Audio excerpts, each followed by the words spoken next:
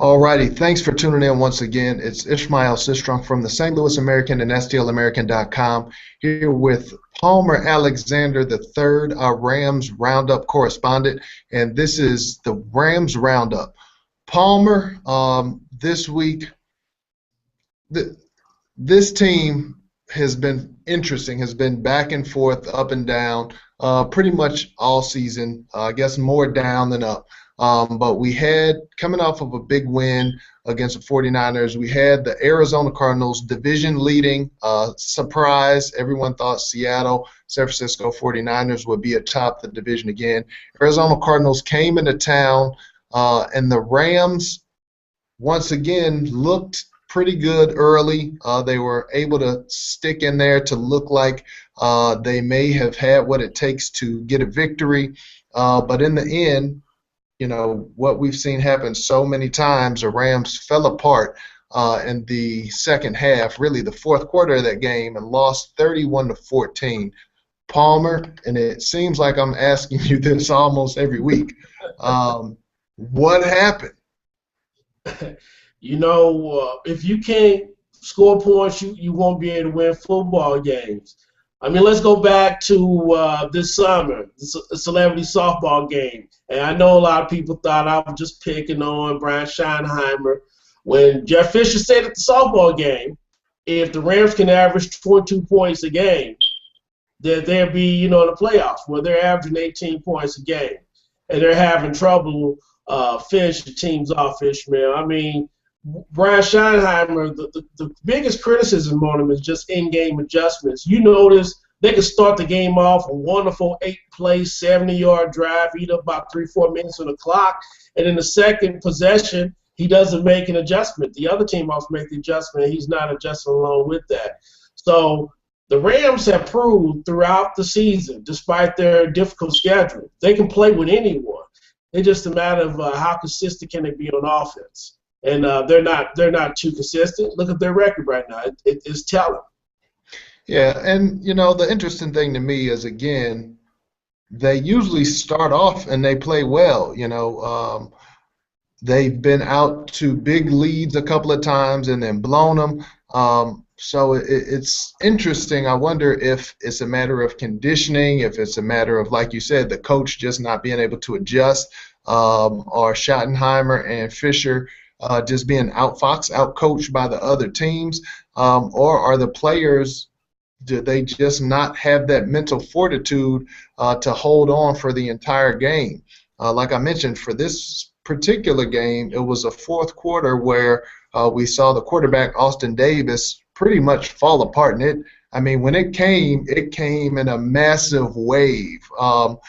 He's been a game manager for the most part, and did a pretty solid job. They didn't put up a lot of points that game, but they were in the game. But all of a sudden, we got 2 interceptions, got a fumble, and it's just like the wheels just fell off. Yeah, the thing with Austin Davis is and it's pretty simple. Whenever he holds on to the ball too long, bad things always happen. I mean, going back to when they lost to Kansas City 34-7, there was a series where the Rams were in the red zone. I think it was on the 8 or 9 yard line, and he ends up taking a sack, 11-yard sack. So instead of the Rams being close to the goal line, they have to settle for a 38-yard field goal, which was missed by Greg Zuerlein. So it's those plays like that. And then, Chris Givens was wide open. He is Chris Givens. You got a touchdown. The Rams go up 21-17, but they were trailing 17-14.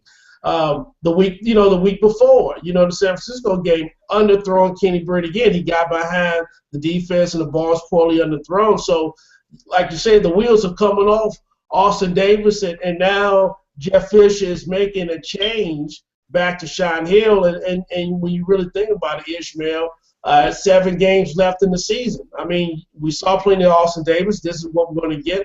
I don't think it's going to get any better with Shaun Hill. Yeah, and it'll be interesting, and that is, that's the news that just came out today.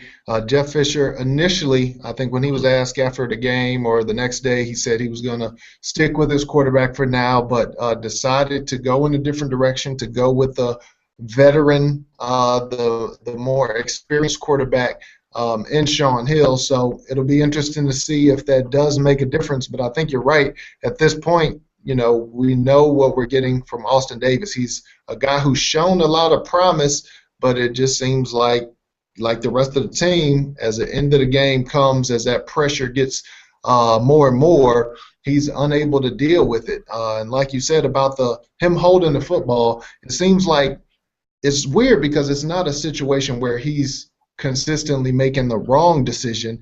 He's just a lot of times he's not making any decision, and that's when he's eating those sacks.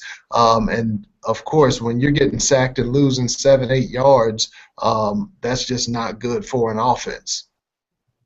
And not only that is he's taking an element of his game away. That was running the football too. I mean, that was something else that he had to fall back on when there was nothing available. I mean, you got to be able to get some positive yards and keep the Rams defense off the field. The Rams defense spend too much time on the football field as it is. And, again, I keep harping on the offense, and I was talking about that. That was my major concern coming into the season.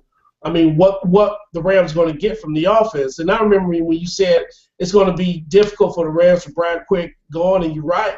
But, I mean, Jared Cook had a couple of big catches. Lance Kendricks, he already has 4 touchdown catches. Kenny Britt, Tavon Austin, Stedman Bailey. There's still some guys that can be able to make plays. But, again, it's up to that coaching staff, too, to help this young man out. I mean, if Austin Davis is getting besieged by these blitzes, I mean, this is the best time to call these screens, get him into some kind of short rhythm, a lot of short passes, maybe having that as an extension of the running game, little things like that to get him into some kind of rhythm, and then settle the defense down, too, that he's going up against. But they're not helping him either, though, Ishmael. They're not helping him at all. Yeah, I agree. And like I said, I think the Rams are really going to have to incorporate all the running backs more into the passing game, or doing some more creative things in the offense, because I just don't have any confidence in the receivers that the Rams have on board. Jared Cook, he did have a nice game statistically, did have a big play, but he's still, too inconsistent. And it seems like with the other receivers, they're just not getting open. And Austin Davis is not a guy who can help get a receiver open. Peyton Manning, if he has a receiver, they don't necessarily have to be open because he puts the ball where it needs to be. Austin Davis isn't that type of guy. So now we'll find out if Shaun Hill is that type of guy. But just, when we look at Bradford, what he did, when we look at Hill, when we look at Davis, it just seems to me like the wide receivers are really underachievers. I don't mean to make a nursery rhyme out of it, but with Brian Quick, I really don't think that this Rams offense is going to get it together, at least not in the passing game. Well, you know what, and you're right for thinking that. But I think also what they need to do is emphasize getting the ball out of their hands quickly. Again, I mean, there's no slants. I mean, they don't utilize the entire football field. I think if they're having trouble pushing the ball downfield, and you have to get vertical in the NFL nowadays, and they have some weapons to do that. But again, you got to be able to, get that ball out early. But not just that too. They got to establish the running game. But the offensive line, they just haven't been as consistent either. I mean, some games, Joe Barksdale, he looks like a Pro Bowl tackle. Sometimes he looks like somebody that you went dumpster diving for. You know what I'm saying? So you don't know what you're going to get on a consistent basis, for some of these guys on the line too, sir, and that plays a big key. Okay, well, let's talk numbers a little bit. I like the numbers. So we're talking about Austin Davis. He's lost the job, but, when you look at the stats, 17 for 30, 216 yards, 1 touchdown. Again, had those 2 interceptions, which really sealed the deal. The rushing game, Trey Mason again getting the bulk of the carries, 14 carries, 48 yards. That's only a 3.4 yard average. Not a great day rushing. Jared Cook, 2 receptions, 84 yards, had the big play, like you said, with the touchdown. But it's just interesting. After you get to Cook, which, again, he had just 2 catches. One of them was a 59-yard touchdown. But then after that, you got Trey Mason, 4 carries, 33 yards. Kenny Britt, 3 catches, 31 yards. Lance Kendricks, 2 for 30. Tavon Austin, 2 for 20. So you're not really getting a lot of receptions from the receivers at all, and that's something that's going to have to change if they have any chance at winning.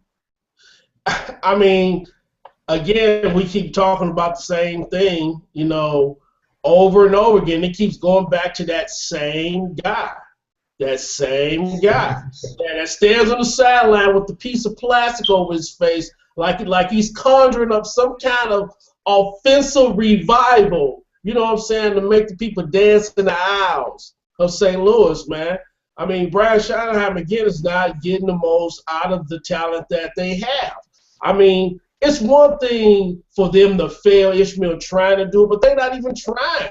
You know what I'm saying? Trying to create mismatches, defense. I mean, I'm thinking you got a guy like Tavon Austin, and again, you line them up. There's not a linebacker that can match him step for step coming out of the backfield. I don't know why the hell they haven't thrown him the damn football yet. I don't know why, but I tell you this much. I'm gonna tell you this much. This only strengthens my conviction to call back, and I'm asking Mike Martz to return back to St. Louis, where it keeps strengthening my conviction, man. You know what I'm saying, Mike Martz? I want you back, man. Palmer putting in that personal call. I was already going to say, Palmer, you better watch it because you might not get that Christmas card from Schottenheimer as the holidays get close.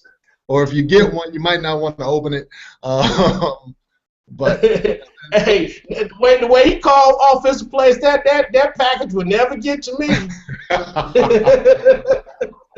Hilarious.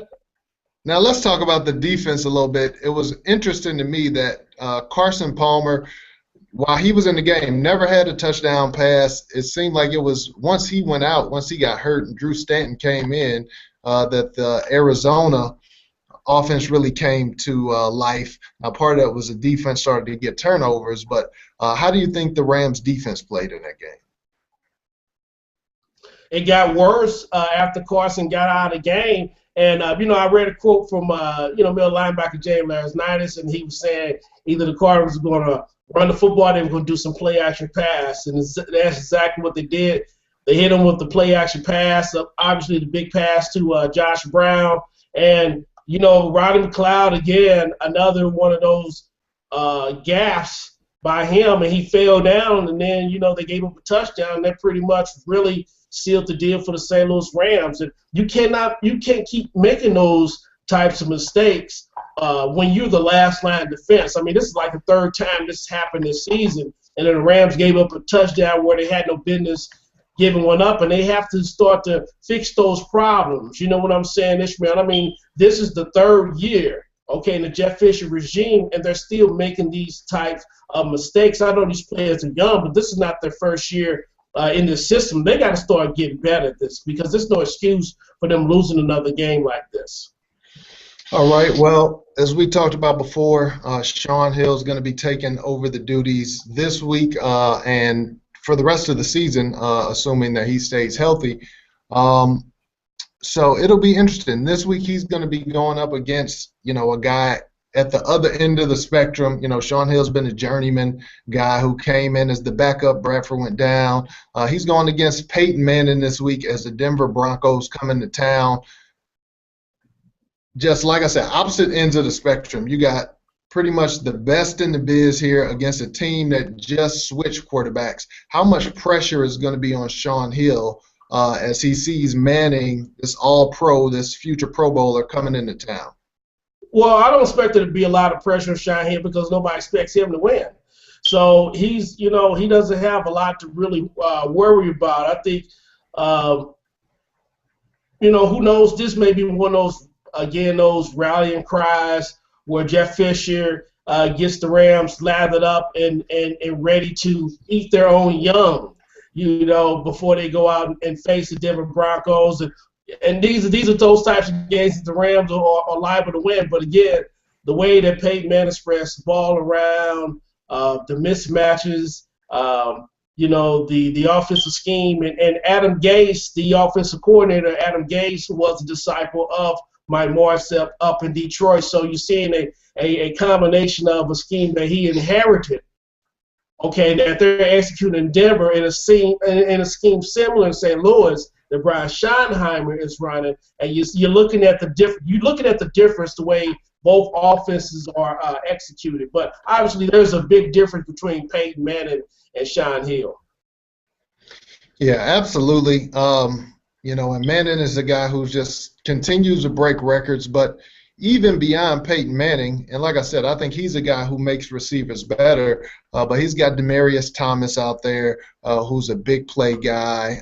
He's got just a ton of weapons at hand that he can use. How do you think the Rams' defense will be able to hold up against this vaunted passing attack, especially, Peyton Manning, Demaryius Thomas, what's the tight end name? Julius Thomas. Julius Thomas has been playing out of his mind lately as well.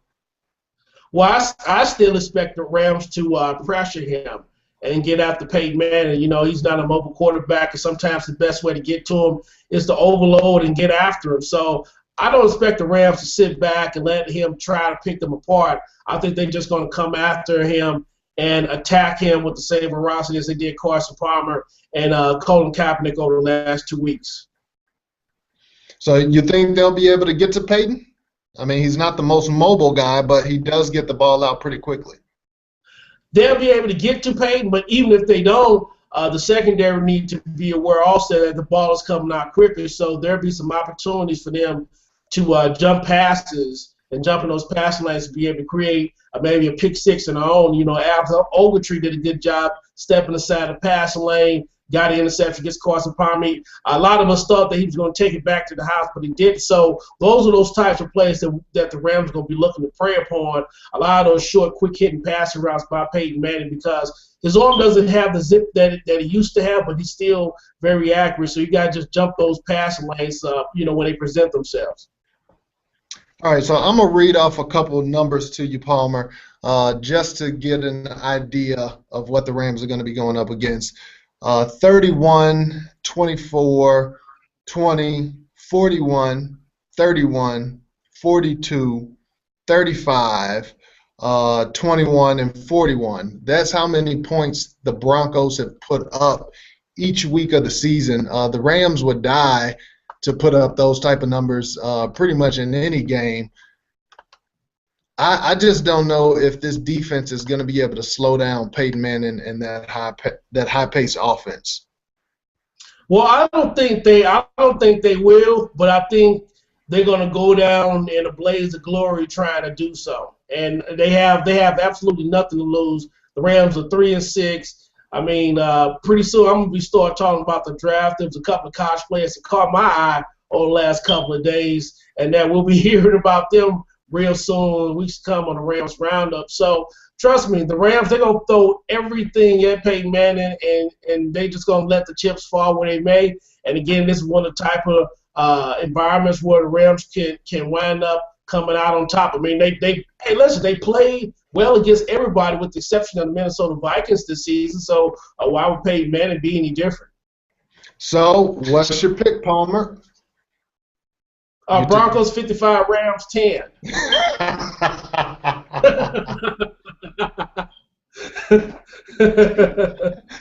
But you just said they play well against everybody. You don't know why it would be different against Peyton Manning, but I guess it will be different. I'm nearly with you. I'm not going to go that crazy, but I do think that the Rams are going to be in for a long day. I think the Broncos will probably put up they might put up 40 points against the Rams. Well, they're in St. Louis, so we're not going to give them 40. I'm going to say 36-12 Denver Broncos. I just think that, like I said, Peyton Manning, he's Peyton Manning. When you got Shaun Hill on the other end trying to get back into the offense. The offense has already been struggling. Now, there is potential, for this to be a trap type of game for the Broncos, and we have seen the Rams play well in the games that they're supposed to lose, but I just don't think that's going to happen. I really can't see it this week. Well, one thing too, I kind of was thinking back, remembering. I think the last time Peyton came to St. Louis, um, he came out losing in of a 42-10 thrashing to the Rams back in 2001. He doesn't play too well versus St. Louis, but that's only a small sample size. But I'm very interested to see how this defense goes after Peyton. If they sit back and they play kind of conservative, that'll be a little disappointing, to see, because, like I say, they have nothing. They have nothing to lose. I mean, pretty much they're playing, for a high draft pick right now. All right, Palmer. We continually hear about, excuse me. Well, last week we talked a little bit about the Rams and what the governor's trying to do to keep the Rams in St. Louis. You really can't go, more than a couple of days here in St. Louis without hearing talk about the Rams possibly moving to LA and, things that may happen there. Anything new on that front?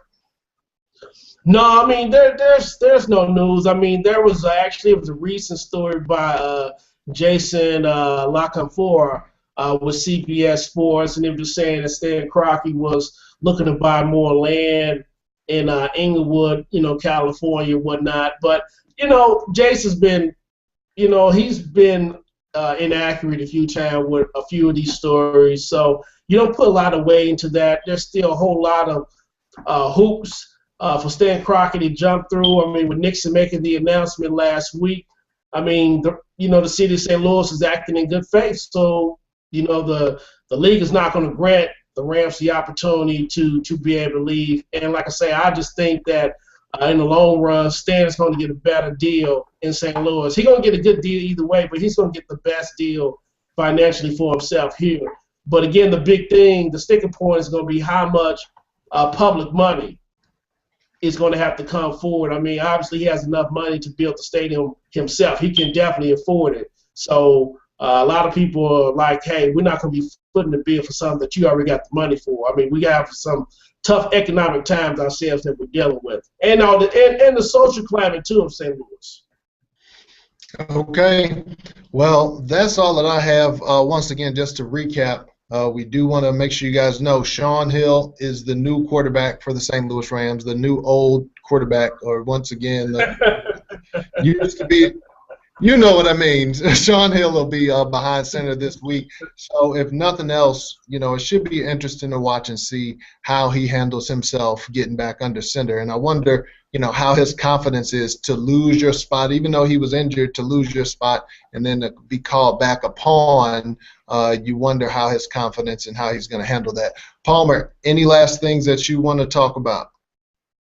No, let's get ready for another interesting week in Ask the Rams Turn, our favorite soap opera, the best reality show going right now in sports. I don't know about that, but I'm sure they appreciate you saying that.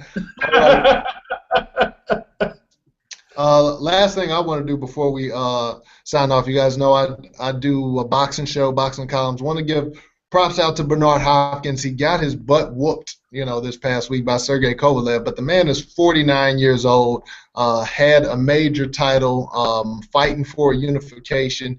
Didn't work out for him. I think he's going to fight one more time before he hangs him up, but you still got to give credit to Bernard Hopkins for being out there, getting in the ring, trying to fight the best, which is something that we don't see everybody doing. So props to you, Hopkins. Heal up, man, and start planning that retirement, man, because it's about time. You about to hit that 50, get that AARP card. It's time to call it a day. So with that, I'm Ishmael Sistrunk with the St. Louis American, STLamerican.com, with Palmer Alexander III, and we're signing off from the Rams Roundup. See you next week.